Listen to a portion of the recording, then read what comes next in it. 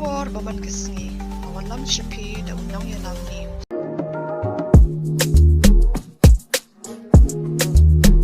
And today we are seeing the launching of the e-buses under the PM eBus Sewa scheme.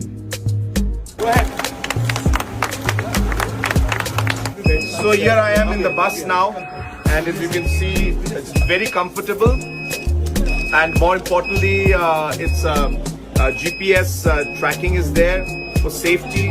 At the same time, it's air conditioned, so it will be very, very comfortable for our passengers. So once again, I urge our citizens that we should ensure that we take the public transportation as often as possible, which will lead to the city getting decongested. Thank you so much.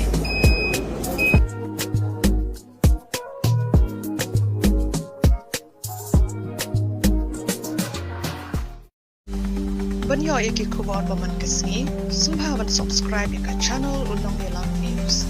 Kumle shibu.